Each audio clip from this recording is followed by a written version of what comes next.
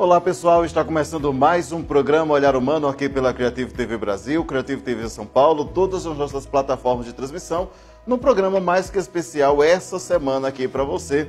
Hoje vamos falar sobre cirurgia bariátrica e comigo já estão os nossos psicólogos para um programa diferenciado. Hoje o programa sempre traz temas interessantes. Hoje é um formato um pouco diferenciado para você que nos acompanha agora. Mas antes vamos falar com o Dr. Nelson e a doutora Simone, que já estão em São Paulo, prontos para conversar com a gente no programa de hoje. Doutora Simone, bem-vinda, boa noite, seja bem-vinda. Obrigada, Janderrier. Boa noite, Nelson. Pois é, hoje nós estamos aqui para conversar com uma entrevistada que é médica gastro, a doutora Lígia Guimarães, e ela tem muito para mostrar para a gente, né, para tirar um pouquinho sobre os mitos da cirurgia bariátrica. E hoje é o Nelson que vai estar fazendo aí esse papel sozinho de apresentador, né, Nelson? É verdade. Olá, amigos, tudo bem com vocês? Ela me incumbiu de fazer esse papel difícil aqui de apresentar. E foi legal porque, além da participação da doutora, tivemos 2 pacientes que também são pacientes da Simone, que passaram pelo processo da cirurgia bariátrica, então eles vão falar a experiência deles do processo de recuperação. E dentro de um contexto psicológico também, a Simone falou um pouco sobre esse processo, de como funciona. Então a gente uniu a questão técnica, clínica da doutora Lígia com as questões psicológicas da Simone. Foi bem interessante porque hoje em dia a cirurgia bariátrica cresce muito, a Simone é expert no assunto, aí, que ela trabalha nisso há bom tempo, e cada vez mais está crescendo isso, como não só uma questão de estética, como qualidade de vida. Então, como tem muita gente que passou por isso ou vai passar por isso, acho que essa entrevista vai ser providencial para as pessoas até entenderem ou perderem a coragem de fazer a cirurgia. Vai ser bem legal. Muito bem. Então, vamos conferir então o material de hoje com essa entrevista super especial e que realmente vai fazer você ter uma visão diferenciada sobre a cirurgia bariátrica, algo que é tão buscado hoje em dia pelas pessoas. A gente volta para encerrar o programa logo após a entrevista. Confere só no programa Olhar Humano, compartilha, comente, faça parte aqui do programa e faça parte aqui desse jeito diferenciado do Olhar Humano. Olá, amigos do programa Olhar Humano, tudo bem? Vocês podem estar vendo aqui, que hoje nós vamos fazer um outro programa, outra gravação.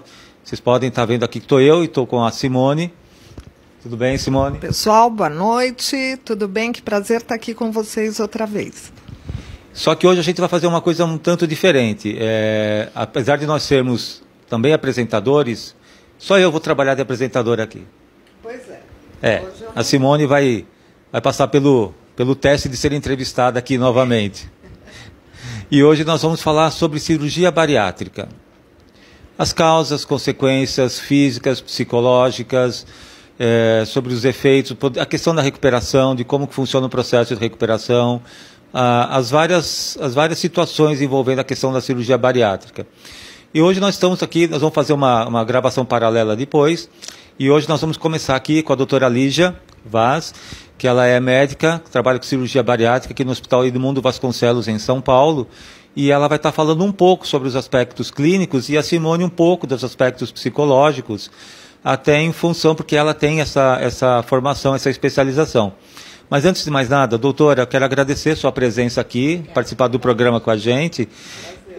E fala pra gente, doutora, o seu trabalho com o processo de pacientes com cirurgia bariátrica, as causas, as consequências, o que leva uma pessoa a procurar esse tipo de cirurgia? Então, a cirurgia bariátrica ela vem sendo feita desde 1987, esse modelo novo que a gente faz agora. Então, apesar de parecer alguma coisa recente, não é uma coisa recente, já vem há muitos anos. E ela é feita para pessoas obesas. Como assim? Aquele gordinho? Não, não é o gordinho. Tem que ter uma classificação para classificar se essa pessoa é obesa, se tem o sobrepeso, o grau da obesidade que ela tem. E a gente faz isso fazendo um índice que divide o peso pela altura ao quadrado. Então, dependendo do peso pela altura, ela vai se classificar em normal, que é o peso que ela deveria ter, o peso ideal, sobrepeso, obesidade grau 1, grau 2 e grau 3 até superobesidade. Então, de acordo com a classificação, ela será ou não candidata à cirurgia. Para ela ser candidata à cirurgia, além dela ter que ter obesidade grau 2 para cima, grau 2, 3, 4 ou 5, ela também tem que ter tentado antes um tratamento clínico. Não é, eu fiquei gordo ontem, vou correndo fazer a cirurgia. Não, porque às vezes você faz um tratamento e fica bom, emagrece, recupera seu peso e está tudo bem. Agora, aquela pessoa que tenta várias vezes, perde o peso e reganha e está com obesidade, essa tem indicação de fazer a cirurgia.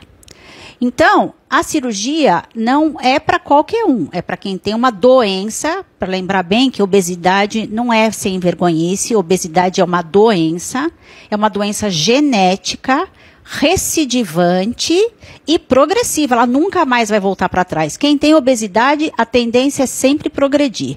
Faz a dieta, perde peso, reganha o peso. Então, é para essas pessoas que fica a cirurgia da obesidade, entendeu? Não é para qualquer pessoa.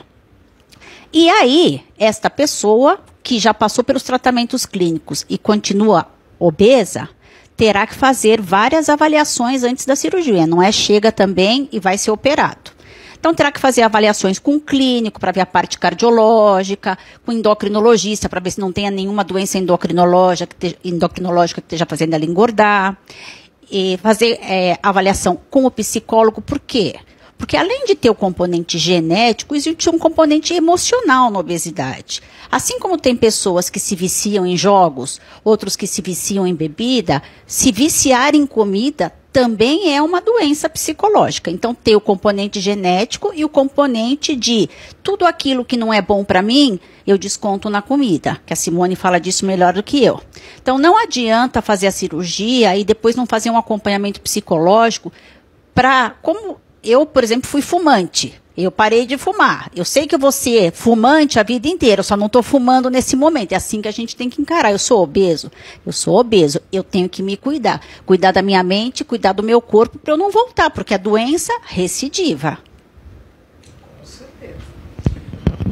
Então você percebe o seguinte, você que tem problema de obesidade mórbida, você que já está com problema de obesidade, presta muita atenção em tudo que a gente vai estar falando aqui, porque isso é um assunto muito sério, um assunto de saúde pública. Agora, doutora, o povo está comendo errado hoje em dia para chegar nesse grau de obesidade como está hoje, porque não é só no Brasil, é no mundo inteiro. Como é que está essa alimentação hoje das pessoas? Então, em vários países do mundo, no Brasil inclusive, nós deixamos de ser o país onde as crianças eram desnutridas e agora nós somos o país da obesidade. O índice de obesidade já no Brasil é maior do que o índice de desnutrição. Isso já mudou. E por que isso? Porque antes, aqui no Brasil, a gente comia arroz, feijão, verdura, e isso mudou. A gente passou a comer muitas frituras, muito fast food, aquela correria do dia a dia, em vez de eu sentar e fazer uma alimentação pausada naquele momento, eu vou lá e como uma coxinha, uma empadinha, que não sustenta, dali a pouco você vai estar com fome, e é extremamente calórico, vai fazer você engordar. Então, existe uma mudança do comportamento alimentar, sim. Infelizmente, né? Porque também a doutora falou essa questão de fast food e frituras, essa coisa toda. Por que o brasileiro está comendo tão mal? O ser humano está comendo tão mal? É por conta de trabalho, é por conta de correria, e sem contar esses vícios de estar vendo televisão e essas coisas no celular, comendo, porque é uma área também do cérebro que não está processando a alimentação, até onde eu sei disso. Né? Então, como é que os pacientes chegam para a senhora e como é que é essa avaliação? Você precisa fazer uma cirurgia bariátrica. A senhora colocou uma coisa interessante. Eu sei que eu sou obeso, eu sei que eu sou um tabagista. E para a pessoa conseguir mudar esse pensamento dela físico também, porque tem todo um trabalho que não deve ser fácil. Né? Então, como é que é esse trabalho para as pessoas iniciarem esse processo de emagrecimento? Elas já chegam conscientes de que elas precisam fazer o tratamento ou elas têm que, muitas delas começam o tratamento e sabotam também? Então, isso é um problema. Algumas já chegam conscientes, mas a maior parte não chega, porque não consegue, a gente não tem esse entendimento para a obesidade como teria para o álcool e para as outras dependências químicas. A gente acha que a obesidade, a gente tem um conceito errado, que é aquele indivíduo sem vergonha. Não é isso, é diferente disso. Ele tem uma tendência maior a engordar, ele não tem saciedade, então tudo isso terá que ser trabalhado, tanto no físico como mentalmente, porque senão, dali 5, 6 anos, começa a voltar aos velhos hábitos e começa a engordar novamente. Então, isso tem que ser trabalhado, espiritual, porque se trabalhar só o físico e não trabalhar a parte mental, também não vai ter bom resultado. Bom, então vamos entrar aqui na questão psicológica. Simone, como é que é a tua experiência nessa questão que você faz avaliação dos pacientes bariátricos para cirurgia bariátrica? O que você percebe no seu trabalho? Oi, pessoal. Na verdade, assim, a gente tem 2 momentos que são importantes, né? Nós temos a fase de avaliação, que é quando, por exemplo, a doutora Lígia manda o paciente, né, para mim, para fazer essa avaliação, para poder dar o laudo para o paciente. Só que aí, essa avaliação é uma parte. A outra parte é o quê? O acompanhamento psicológico deste paciente, que aí é a parte mais difícil, né, Lígia? Porque esses pacientes, muitas vezes, já por essa falta de consciência, ou achando que a cirurgia é o que vai realmente, assim, resolver todos os problemas deles, eles muitas vezes pegam o laudo e vão embora, né? O paciente que fica, é feito um trabalho totalmente fechado, né, cercado, tanto no pré-cirúrgico como no pós-cirúrgico. E aí que a gente acaba sentindo um sucesso maior da cirurgia, quando isso é feito, né? Eu até gostaria de aproveitar aqui o microfone para comentar e perguntar para a Lígia, né? Se você sente no consultório, quando eles chegam, tem uns que vêm já, né, dizendo, eu quero operar. Tem outros que não se assustam se você coloca, por exemplo, o IMC deles e essa indicação para cirurgia? Boa parte, quando a gente faz a conta e descobre que está com IMC de obesidade grau 3, se surpreende, fala, nossa, eu já estou assim... porque existe a visão que como você se enxerga, né? É aquela coisa de quando você vai na psicóloga que você é criança, que você desenha a sua família. Tem gente que desenha aquele palitinho e tem gente que desenha bolinha. Por quê? Como você se enxerga, isso acontece. Então, às vezes, está se enxergando magro e quando chega lá e vê que está com um nível maior, fala, nossa, eu não imaginei que eu estava desse jeito. E aí também existe essa aceitação dessa parte aí, né? Porque é exatamente isso que eu quero colocar, Nelson, que às vezes o paciente vem para cá e fala que se assusta, né? Que ele tomou essa atitude de procurar o médico porque, de repente, ele tentou sentar numa cadeira de um cinema, de um teatro, e ele viu que ele não consegue. Aí ele leva um susto. Como assim eu não caibo nessa cadeira, né? Então, eu acho que eu preciso ver isso, né? Então, é um problema. Eu acho que essa parte psicológica, eu acredito que seja mais difícil, né? Porque a cirurgia, ela é feita naquele momento e com todo o sucesso, mas, sem dúvida, a recuperação do paciente, o cuidado e o comprometimento que ele tem com esse tratamento é que vai definir, na verdade, o sucesso dessa cirurgia, né? Isso é uma das coisas mais discutidas em todos os congressos internacionais, que os melhores resultados são para os pacientes que fazem o acompanhamento multidisciplinar. Então, continua passando com o médico, continua passando com a psicóloga, com o outro médico que precisa, com o nutricionista para orientar a dieta. Esses são os pacientes que vão bem para o resto da vida. Quando abandona qualquer um, sempre pode ter um reganho de peso, ou ter aí passei por uma situação muito estressante, então comi demais. A gente ouve isso no dia a dia, mas se a pessoa está acompanhando, não tem importância. Você passou por uma situação estressante, comeu demais, vamos retomar, não vamos deixar isso evoluir, né? É interessante isso, né? Eu tenho acompanhado até tem alguns reality shows que eu vejo na televisão, e a gente sabe que as pessoas chegam num grau absurdamente alto de obesidade, coisa de 200, 300 quilos, esses graus mais extremos. E a vida deles ficou muito limitada a ponto de ficar dependente dos outros. Agora, como é que é isso, doutora? Como é que é conversar com essas pessoas? Quer dizer, como é que é convencer essas pessoas de que elas têm que fazer a cirurgia? Porque uma coisa é elas saberem, também acho que tem o outro lado da coisa, né? Elas saberem que tem que fazer a cirurgia.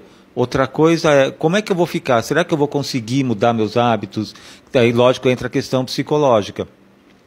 Mas eu vejo por esses realities, né? Eu acho que aí você pode dizer melhor do que eu na sua rotina diária, de que quanto essas pessoas ainda querem sabotar esse tratamento. Porque parece que, de uma certa forma, elas têm um ganho com esse peso, né?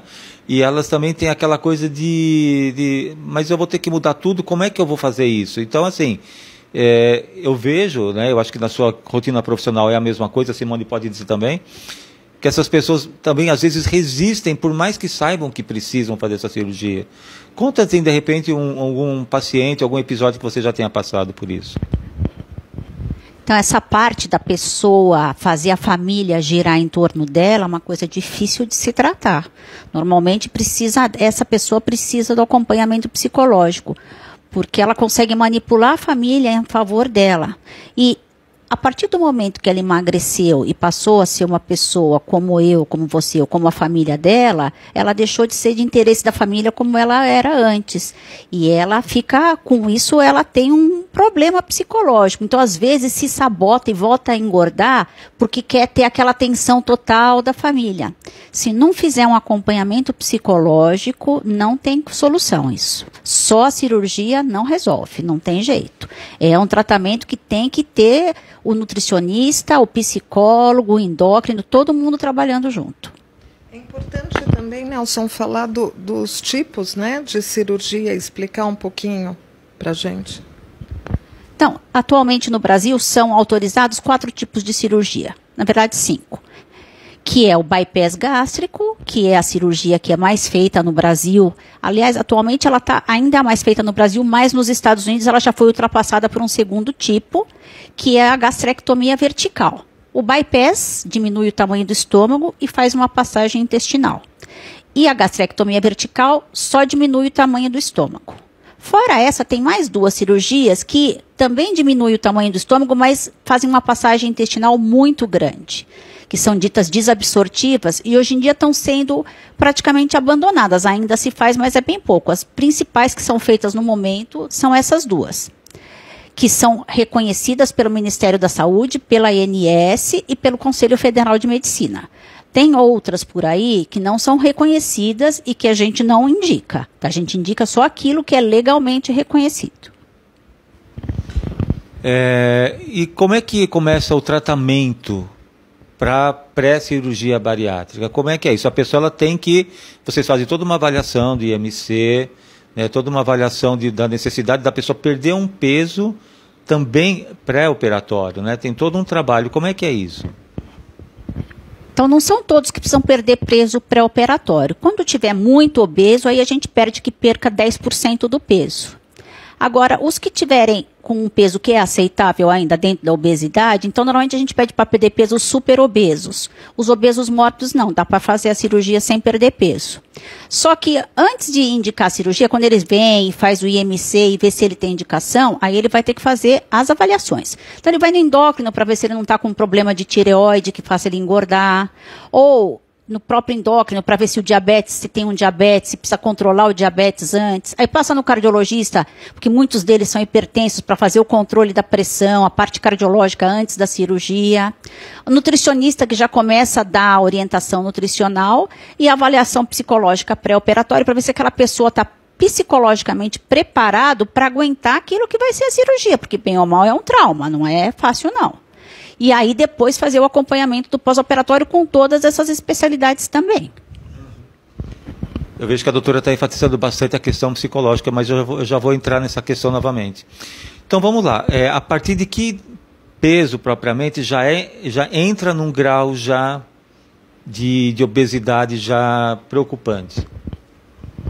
Então, existe um peso que a gente considera normal. grosseiramente falando, bem grosseiramente, se você tiver 1,60 m, seu peso ideal gira em torno de 60, 64, 65. Se você tiver 40 quilos acima disso, 30 quilos acima disso, você tem obesidade. Entendeu ou não?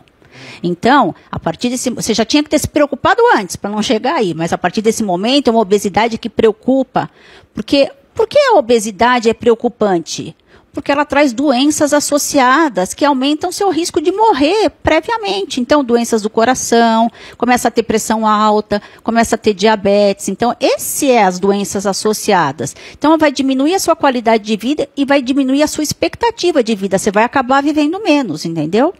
Então, você viu que você está 20, então eu tenho 1,60 m, deveria estar pesando uns 65 quilos. Eu estou pesando 90, melhor você se preocupar, está na hora de procurar ajuda. O pessoal deve estar assistindo aqui falando, meu Deus do céu, acho melhor eu me pesar na balança aqui, porque eu não quero ver como é que eu tô, né? Porque, gente, olha quanta coisa que a gente está vendo, informação, e que muitas vezes você que está assistindo também está precisando de ajuda e não procura, fica você mesmo sabotando o seu tratamento. Mas olha que importante também, Nelson, falar dos pacientes que não têm o IMC normalmente indicativo, né, recomendável, mas eles têm uma comorbidade significativa, como a diabetes, né, e que hoje a gente já está tendo o apoio, não é isso? Fala um pouquinho, Lígia.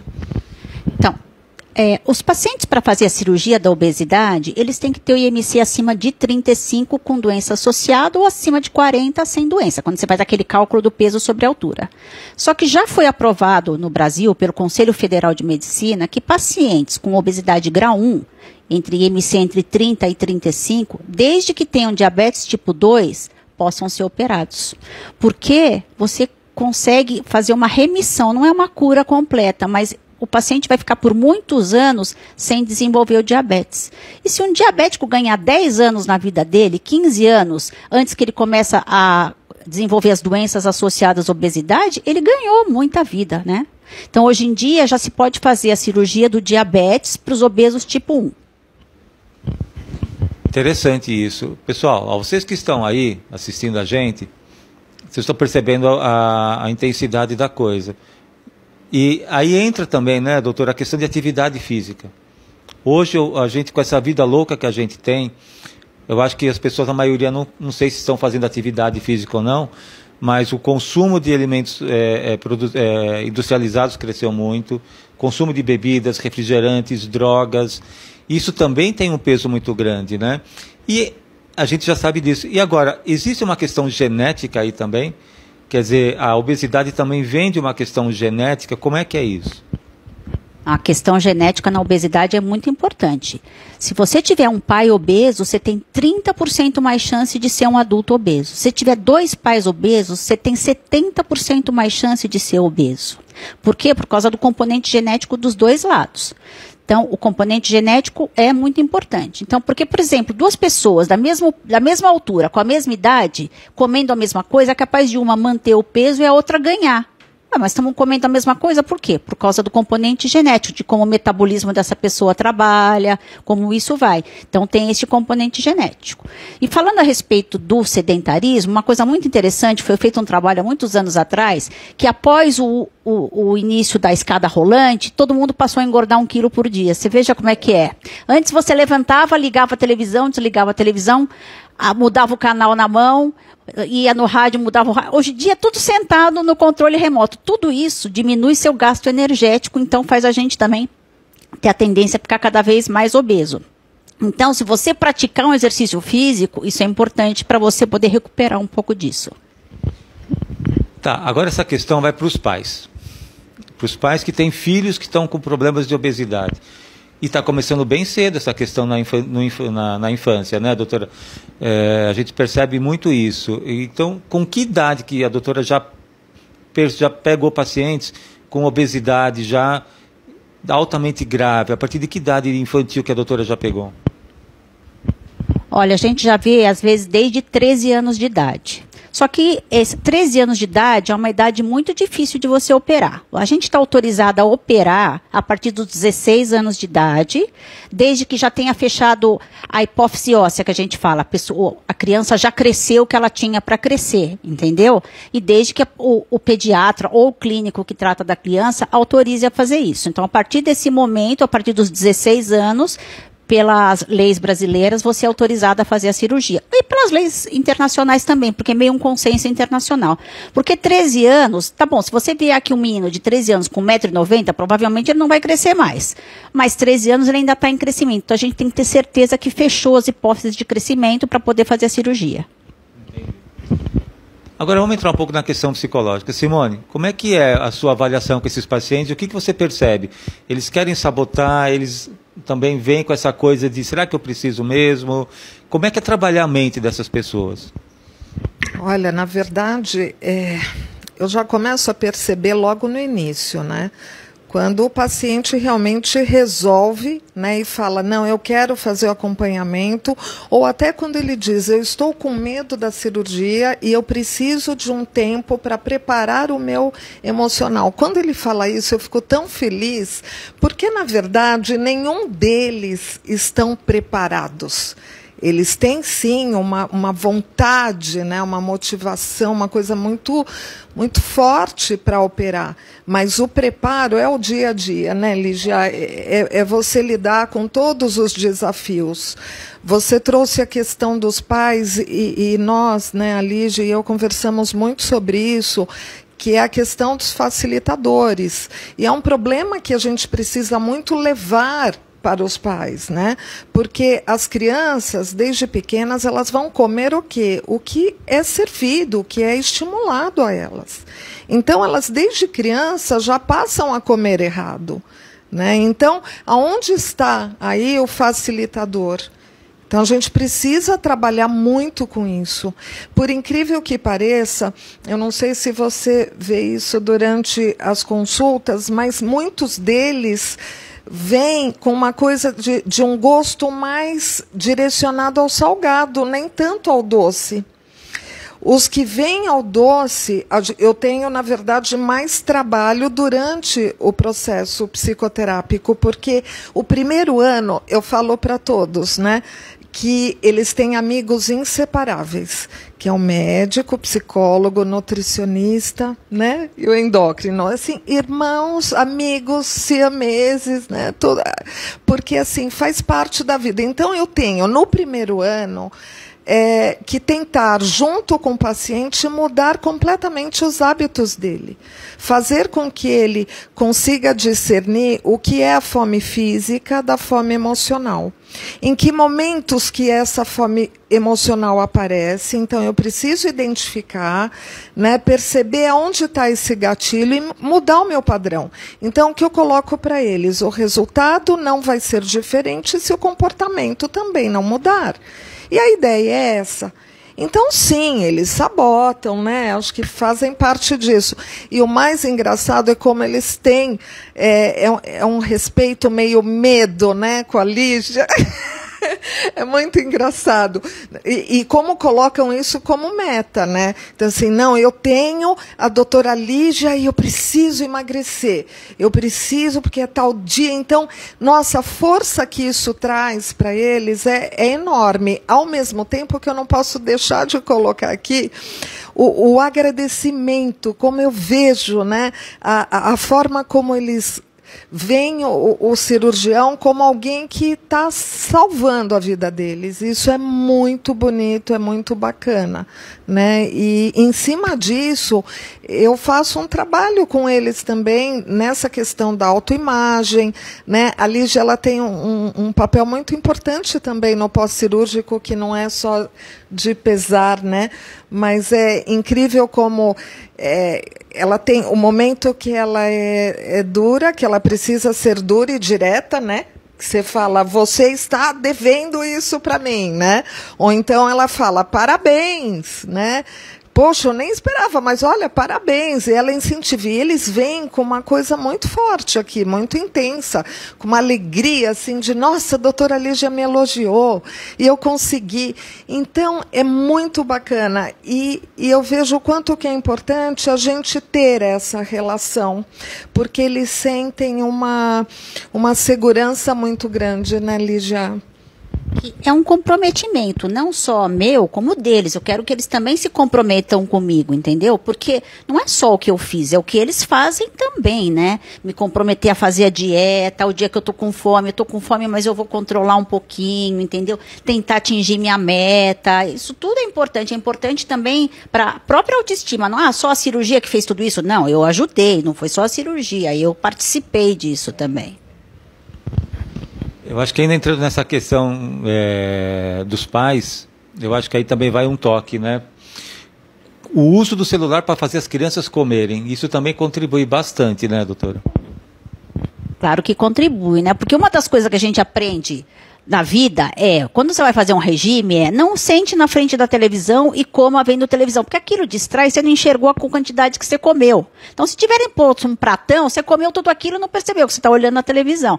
Agora a televisão virou o celular, é a mesma coisa. Vai comendo enquanto você está prestando atenção no celular e isso vira um hábito. Porque é muito bom quando aquela criança que não come, que você conseguiu fazer ela comer alguma coisa, mas depois ela se habitua desse jeito, ela nunca mais enxerga o que ela come. É importante a gente enxergar o que a gente come. Que aí você fala, nossa, eu comi esse pratão todo? Entendeu? Isso é importante também.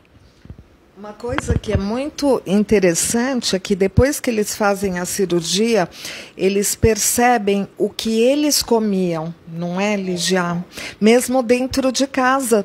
Eles falavam, nossa, isso não durava na minha casa. E agora está aqui, ninguém come. Como assim ninguém come? E aí, de repente, essa pessoa se dá conta que ela era que comia dentro de casa, né? E uma coisa muito interessante é que eles ficam com raiva de ver as outras pessoas comendo, exagerando no restaurante, né? Então, eu também tenho que trabalhar essa raiva, esse inconformismo, né? Porque, assim, o que está batendo em você? Né? Então, é muito interessante esse trabalho do pós-cirúrgico. Hoje nós trouxemos aqui 2 pessoas que fizeram a cirurgia para contar para a gente um pouquinho, né, sobre esse pós-cirúrgico. Eles estão há pouco tempo, né? Então não foi possível trazer outras pessoas, mas eu acho que é muito importante falar, né, desse sentimento, dessa dificuldade que é para eles. O dia a dia é um grande desafio, né?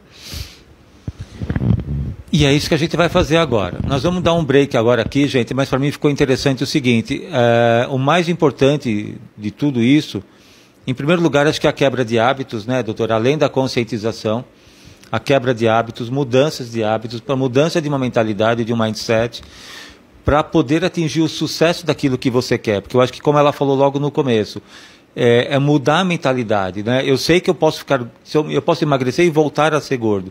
A cirurgia também, existe também, na verdade, aquelas pessoas que mesmo com cirurgia acabam também se sabotando e voltando às vezes a ganhar um peso muito maior, que é aí que entra a questão psicológica, que se não tiver um acompanhamento psicológico a coisa vai complicar. Então, assim, a gente vai fazer um break aqui, porque nós vamos trazer mais 2 pessoas, como a Simone falou, que passaram por esse processo da cirurgia, tá bom? Mas deixem aí seus comentários, deixem aí suas opiniões, que a gente volta daqui a pouco, tá joia? Até já! Vamos lá, gente.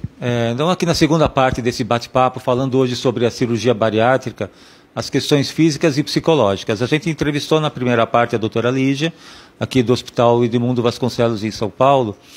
E agora a gente chamou 2 pessoas que fizeram um processo de cirurgia bariátrica, passaram por todo aquele processo pré-operatório, psicológico, e para fazer mesmo a cirurgia. E nada mais do que eles, que são pessoas que passaram por isso, que eles podem dizer como é que está sendo a recuperação para eles. Então eu estou aqui com a Lígia, né? A Natália, desculpa, Natália, e o Diogo, e eles vão dar o depoimento deles. Aí a Simone aqui, vamos continuar com o bate-papo aqui com ela, e que eles vão estar falando sobre como é que está sendo esse processo. Natália, como é que foi esse processo pré e pós-operatório para você? O pré, eu já vim acompanhando já com o endócrino há muitos anos, sempre tomei muito remédio para emagrecer e psicologicamente fiz um tratamento também com psiquiatra, né, para tratar a ansiedade, enfim. E depois que eu engravidei, eu não consegui mais emagrecer, então eu ganhei muito peso na gravidez, 30 quilos, E depois disso eu não emagreci mais e estava me prejudicando. Estava prejudicando a minha saúde física e mental. Eu não me via bem com o corpo naquela época, que eu estava com 95 quilos. A pessoa fala, 95 quilos é pouco para você fazer a cirurgia. Não é. Eu estava em obesidade grau 2 já, com a minha altura. Então, eu optei. Não foi uma coisa rápida de decidir, mas eu vi como uma necessidade, porque eu também não entendia que a obesidade era uma doença. Então, quando eu percebi que era uma doença e que eu teria que tratar essa doença, eu fui atrás, né? Eu trabalho no hospital junto com a doutora Lígia, e ela foi a pessoa que mais me passou segurança. Por ela ser muito incisiva e por a gente ter muito apreço, respeito, eu acho que ela passou essa segurança, né? Passou essa segurança. E como era na escola, a gente respeitava os professores, então eu vejo ela como uma professora, que eu respeito. Né? Então, realmente, isso acontece, de chegar perto da data do peso, vou passar com a doutora Lígia, já fico com o cabelo em pé. Meu Deus, eu tenho que perder peso, que senão vai ser uma luta, ela vai brigar comigo, ela vai falar, você está me devendo peso, que já aconteceu, né? Mas eu recuperei e ganhei parabéns. Então, o pré, para mim, foi muito fácil. Eu acho que o homem é um pouquinho mais difícil, porque eu acompanho, né, o pré-cadastro da doutora Lígia, né, os homens são um pouquinho mais, acho que inseguros na parte de decidir fazer a cirurgia por medo do comportamento depois com os amigos, que não vai poder beber, não vai poder comer churrasco. Então, eu acho que a socialização para eles é muito difícil. Para a mulher, com mãe, trabalho, tudo, então para a gente acaba sendo mais fácil, né, a rotina não muda. Realmente, não mudou minha rotina. O primeiro mês foi difícil. A primeira semana foi a pior. Para mim, foi a pior. Depois passou, voltei a trabalhar com 15 dias. Trabalhando, eu fazia direitinho, tomando lá os líquidos. Então, não tive problema nenhum, como não tenho até agora. Hoje, eu tenho 4 meses de operada. Perdi 20 quilos já. Estou super feliz. Todo mundo fala que eu sou uma outra pessoa, tanto no trabalho como na vida pessoal. E hoje eu faço o meu acompanhamento com a Simone, né, que foi a indicação também da doutora Lígia, e estou super feliz com o resultado. Super indico, de verdade. Muito bom, um case de sucesso. E agora a gente está aqui também com o Diogo. O Diogo, ele vai falar a idade dele, já até sei como ele vai falar, mas como é que foi para você, Diogo, o pré e o pós-operatório? Bom, eu tenho 16 anos, e para mim foi um choque tremendo, porque eu sempre fui gordinho, no caso, desde quando eu era criança eu sempre fui gordinho. Só que teve uma fase da minha vida que eu comecei a engordar demais. E essa foi a fase que a minha mãe ficou preocupada, que eu fiquei preocupado. Na verdade, eu não, porque eu era muito pequeno. Mas foi a fase que minha mãe falou, não dá, e a gente precisa colocar você numa médica, numa nutricionista, no endócrino, para ver o que está acontecendo. E teve uma época da minha vida que eu engordei, e eu mesmo falei para mim que não estava dando certo. E eu consegui emagrecer uma parte, aí eu consegui ficar uns 6 meses tranquilo na minha dieta, tranquilão. Só que aí depois eu comecei a comer, engordar tudo de novo. E isso foi um choque para mim, porque no começo eu engordava de questão de anos, de 5 a 10 quilos por ano. E recentemente, ano passado e ano retrasado, eu comecei a engordar 20 a 30 quilos por ano. E quando eu ia na médica, eu ficava em choque comigo mesmo, falava, não dá para isso continuar, não dá para isso acontecer.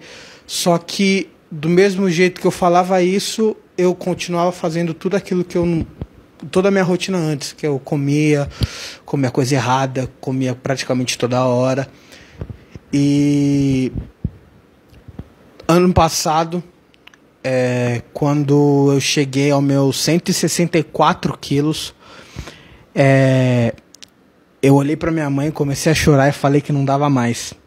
E ela, por ter feito a cirurgia, ela não só me apoiou e falou o quanto eu precisava fazer a cirurgia para mudar minha vida. Eu, como sou criança ainda, não criança, mas jovem, eu tenho 16 anos, foi um choque para mim, porque eu nunca tinha visto uma pessoa com 16 anos fazer uma cirurgia bariátrica. E isso para mim pesou muito, não só para mim, mas também a aceitação das outras pessoas. Porque como eu já não via isso como uma coisa legal de se fazer, eu pensava, como as outras pessoas vão ver isso de mim? E eu tinha medo de contar para as outras pessoas que eu ia fazer essa cirurgia. Porque eu tinha vergonha de mim, do meu peso, e a vergonha da minha aparência. Aí, em julho, que foi quando eu tinha me pesado, eu vi o quanto eu estava mal. E foi quando a minha mãe me levou para conhecer a doutora Lígia, que me explicou tudo direitinho, o porquê fazer a cirurgia. Eu estava numa situação que eu já estava na obesidade grau 4, que meu IMC, eu lembro de ficar muito chocado, porque eu pensei que eu estava na obesidade grau 2. Eu lembro de ficar muito chocado porque a doutora Lígia me explicando na hora, eu quase comecei a chorar, porque a obesidade grau 3 já é mais ou menos conhecida como obesidade morta, e a 4, que foi a que eu estava me encaixando com o IMC acima de 50, eu comecei a ficar muito preocupado e pensar, eu não quero levar isso para minha vida, sabe? Tipo, eu com 30 anos, 40 anos, sem ter feito a cirurgia, como eu ia ficar? Como ia ser o meu futuro? Entendeu? Então, teoricamente, eu ia entrar na minha fase adulta com já 170 quilos, que foi quando eu operei, eu estava com 170 quilos. E ia ser mais difícil para mim, no caso. Porque você entrar numa fase adulta já com uma quantidade de peso muito acima da média e muito acima do seu porte, quanto você aguenta, é difícil.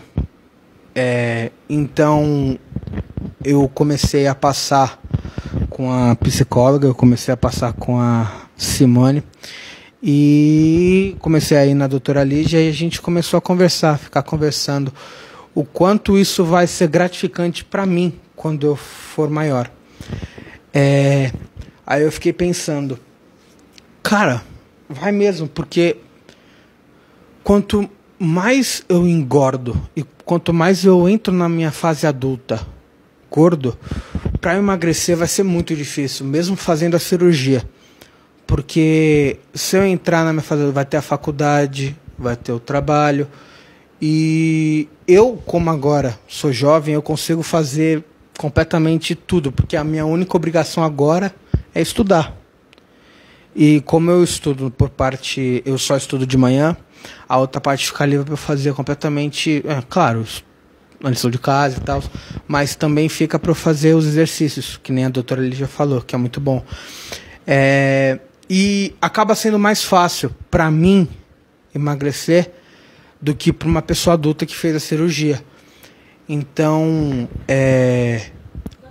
eu fiz a cirurgia dia 26 de novembro do ano passado, e faz hoje não, há 4 dias atrás, fez 2 meses que eu operei. E eu já emagreci 27 quilos desde a minha operação. Eu estava com 170 e agora eu estou com 143. E tem a questão, né, de ficar preocupado com a doutora Lígia, né, porque quando eu fui a primeira vez eu ganhei um parabéns, né, porque eu até emagreci mais do que eu tinha para emagrecer. Eu era para emagrecer 15 quilos, no primeiro mês eu emagreci 20, e aí no segundo mês a expectativa estava lá para, você vai conseguir mais, vai conseguir superar. Eu já recebi não recebi uma bronquinha, mas eu consegui emagrecer 7,5 quilos no segundo mês. E agora pro terceiro mês é só emagrecer mais. Então é muito, muito bom No caso, quanto mais cedo você perceber que você está com esse problema de obesidade, não é claro, que nem a doutora Lídia falou, engordei, preciso operar, mas quanto mais tempo você está acompanhando com o endócrino, com o nutricionista, com a psicóloga, que você está engordando, que você já está num grau de obesidade alta, não tem por que você esperar, sabe? Você pode fazer isso antes porque vai ser literalmente muito bom para a sua vida. Diogo e Natália, acho importante vocês colocarem, assim como você disse, Natália, que a primeira semana foi difícil. Eu sei que a gente não tem muito tempo, mas se vocês puderem colocar um pouco sobre essa dificuldade, né? Então, por que foi difícil a primeira semana ou o primeiro mês? Eu senti fome? O que aconteceu? Você pode falar, Natália? Fome realmente eu não senti. Fome você não sente se você segue direitinho o que a nutricionista fala na sua alta. O que eu sentia era a falta de mastigar. Mastigar. Era isso que eu sentia falta. Mas depois de 15 dias, o cérebro entendeu que não ia ter nada para mastigar e foi só beber. Mas não é impossível. O primeiro mês, para mim, foi com certeza de longe o piorzão mesmo, porque a minha mãe queria me empurrar caldo, queria me empurrar caldo de carne, caldo de feijão, e eu não conseguia tomar de jeito nenhum. Eu ficava com ânsia, na hora que eu engolia eu quase gorfava, então foi um problema bem sério para mim os primeiros meses. Fome eu não sentia nenhuma também, por a questão de beber, eu bebia bem pouco mesmo. A fome, no caso, teoricamente desapareceu, né? Porque... Se você puder contar um pouquinho o episódio, né? Tem um... Foi no dia seguinte que você foi para casa, que nós nos falamos por telefone, do hambúrguer, da hamburgueria. Teve um dia que eu tava falando com meus amigos, como eu tô de férias, né? Eu fiquei jogando videogame o dia inteiro e tava a questão da Black Friday. A Black Friday no McDonald's, no Burger King, sei lá quantos hambúrgueres por R$15. E eles falando isso pra mim e eu ouvindo e falando, poxa, que saudade, né? Que vontade, que saudade de comer aquilo. Porque, querendo ou não, é uma coisa gostosa, sabe? Comer um hambúrguer de vez em quando é uma coisa gostosa. E ouvindo eles falando, nossa, eu fui no McDonald's, comi sei lá quantos hambúrgueres. E eu, recém-operado, não podendo comer nada, só no líquido, lembrando daquilo que eu tinha comido, pra mim foi muito difícil, mas não porque eu tava com fome, mas a vontade de comer aquilo era muito grande, muito grande. E teve outro caso que eu tava agora recentemente, que agora eu já posso comer algumas coisinhas. Eu tava na casa da minha amiga e eu tava comendo uma esfirra. E enquanto eu tava comendo, tinha um amigo do meu lado e ele pergunta, e eu tava na minha primeira ainda, né, porque eu não consigo comer grande quantidade, e ele já tava na 7ª. E ele perguntando, mas Diogo, você não sente fome, não? Você não sente, você tá satisfeito assim?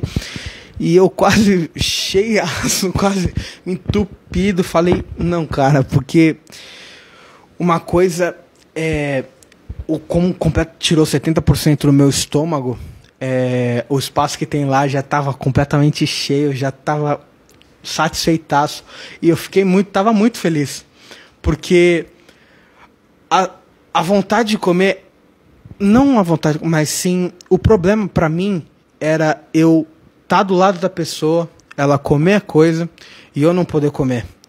Porque eu sentia, não sei, eu lembrava do gosto, sabe? E a vontade de comer aquilo era muito grande, muito grande. E agora, eu fiquei muito feliz porque eu falei, cara, eu não preciso. Eu já comi, eu comi a mesma coisa que você, comi uma quantidade que me satisfez e eu não tô mais com fome.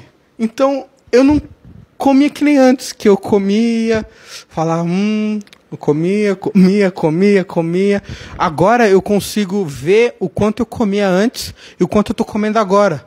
Porque mesmo eu tendo que comer uma baixa quantidade de comida, eu falo, cara, eu tô comendo eu comi a mesma coisa que você, eu não preciso, sabe? Eu fico pensando aqui, só me veio uma seguinte questão, que a gente também não tem um tempo aqui. Natália, como é que melhorou tua autoestima nisso? Como é que estava antes e como que melhorou depois desse processo? Como sou mãe recente, né, meu filho tem 2 anos, eu sempre fui muito vaidosa. E isso que eu percebi, a minha mãe percebeu primeiro. Né? Ela, filha, você não está se arrumando mais, você não quer sair mais, né? Você só vai para o trabalho e volta para casa. Eu falava, mãe, eu não tenho interesse. Eu não tenho vontade de ir para algum lugar, sendo que eu não quero me arrumar.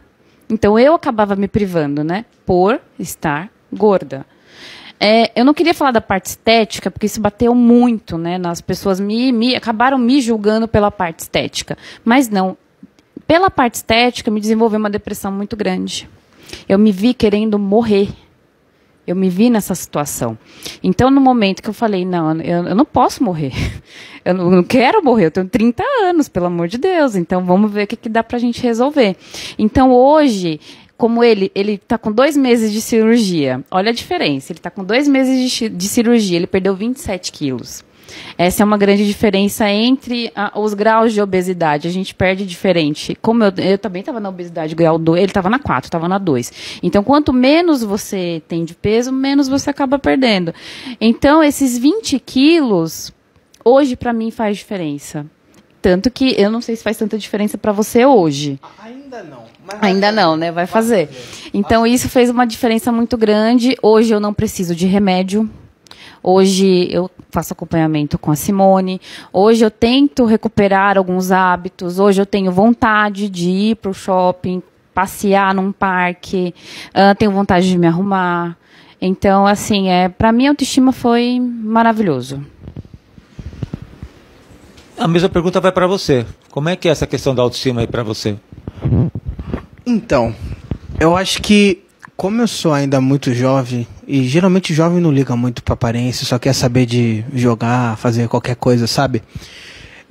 Mas quando eu me via naquela situação de estar muito gordo, estar obeso, e agora me ver nessa situação, pra mim é muito gratificante. Eu fiquei muito feliz, porque quando eu tava com 170 quilos, essa blusa já não servia mais em mim, tinha shorts que não servia mais em mim, e recentemente eu abri todo o meu armário e comecei a ver as blusas velhas minhas que não cabiam em mim, agora está mais ou menos que larga em mim.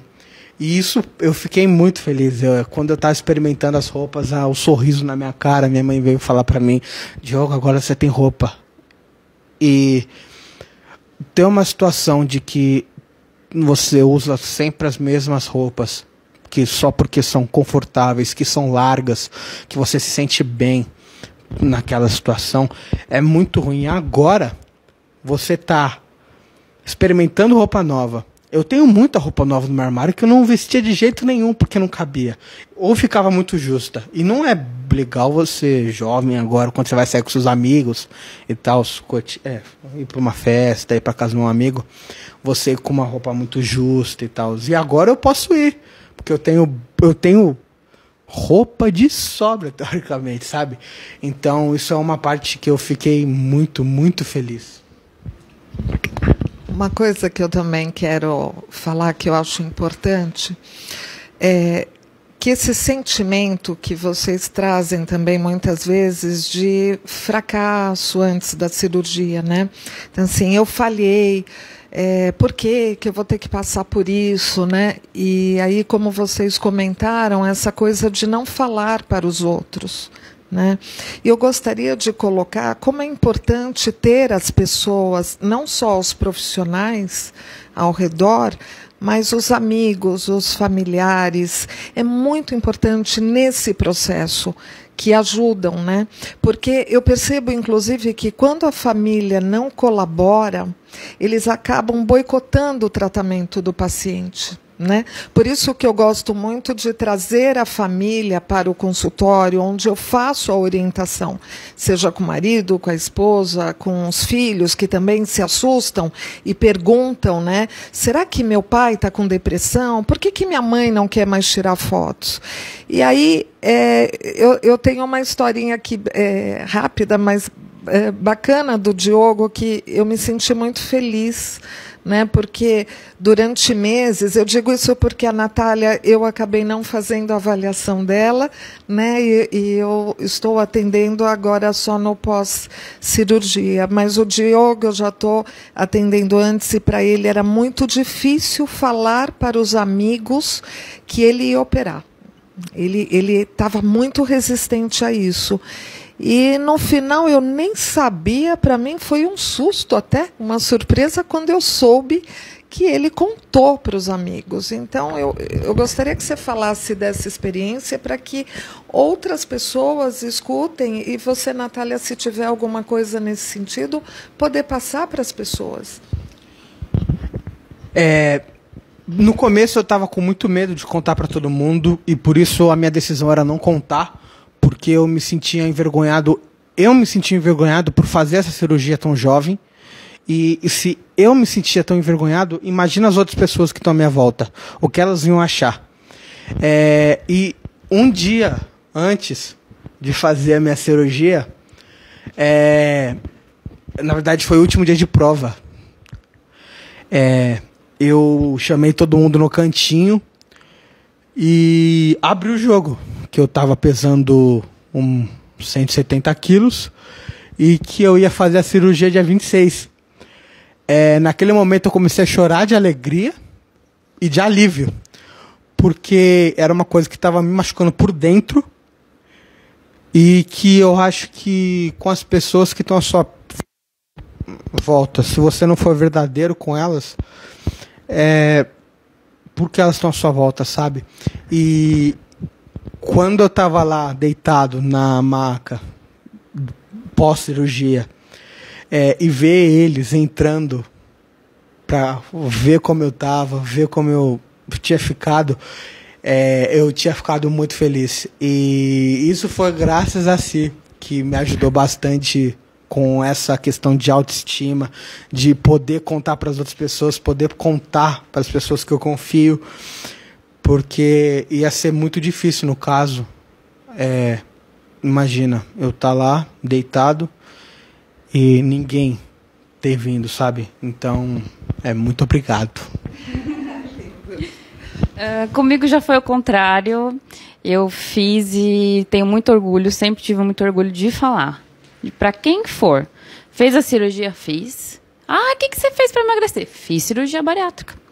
Para mim é um orgulho, eu acho que por ter um entendimento maior, né?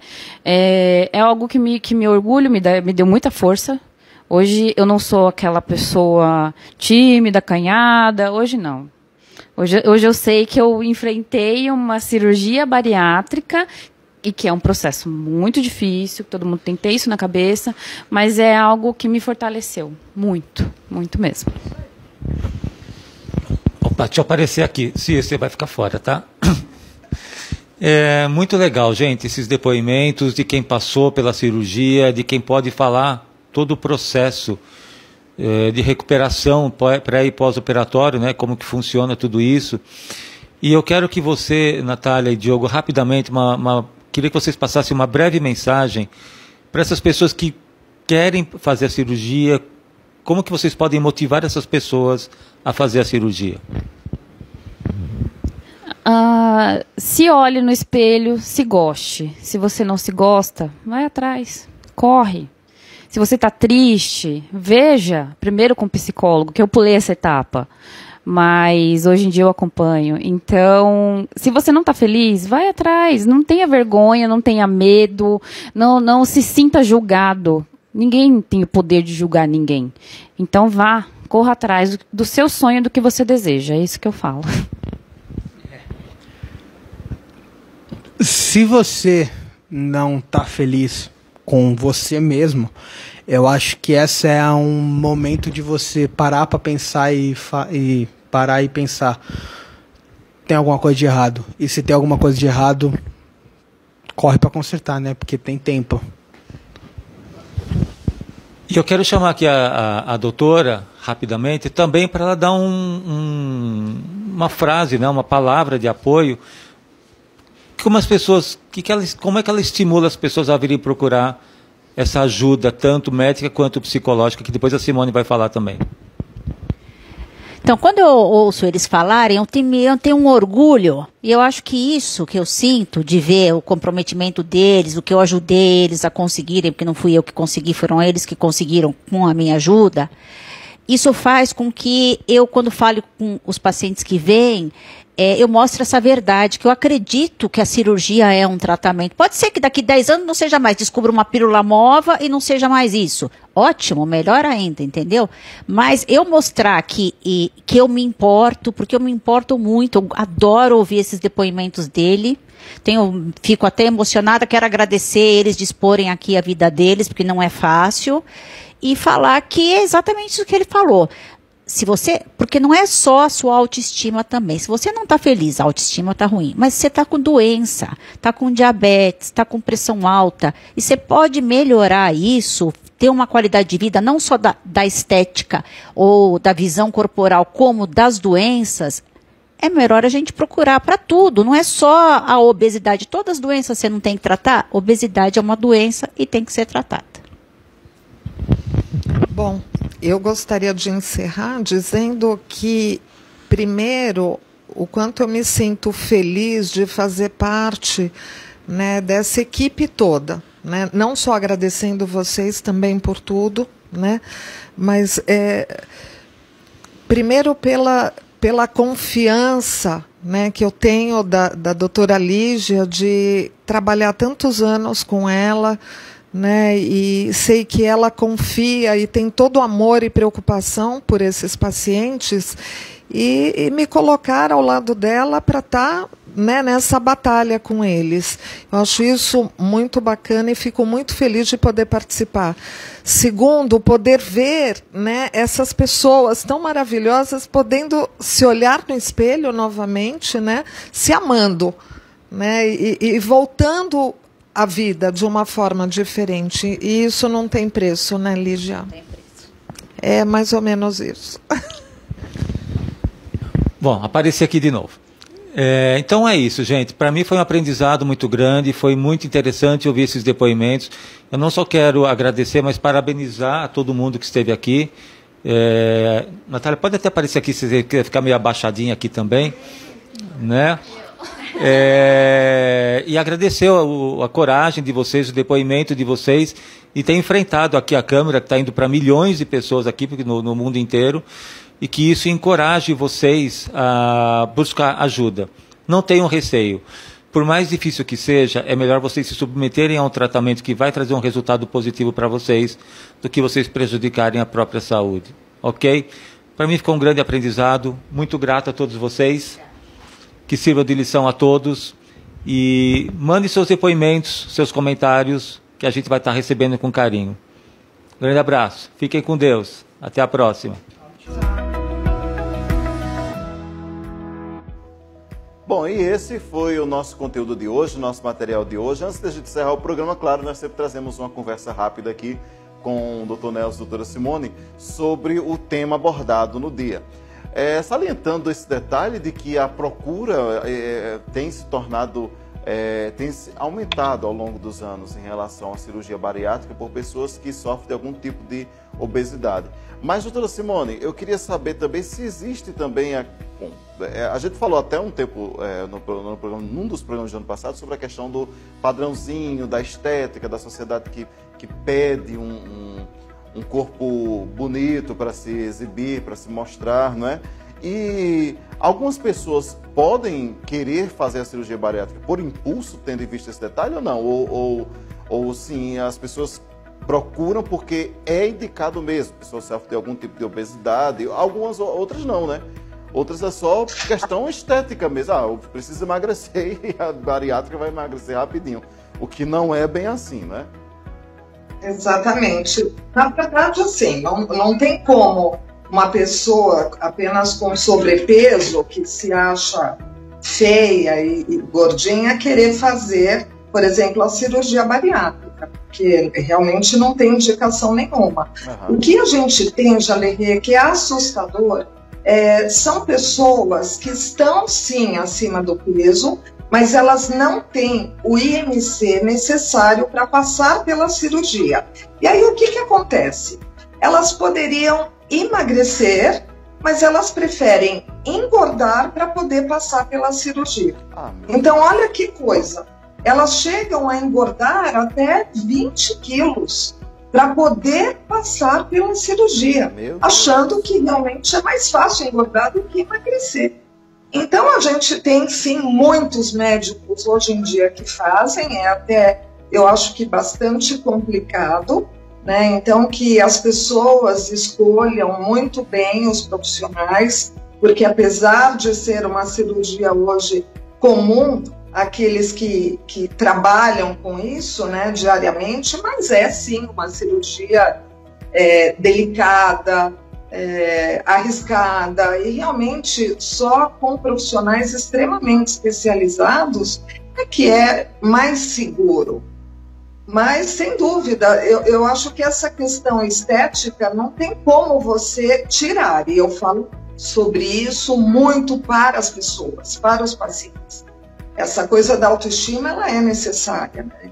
Mas é a questão do peso. Quem vai mais por estética mesmo é aquele que paga particular e que sabe que pelo convênio ele não será aprovado em função do IMC, tá?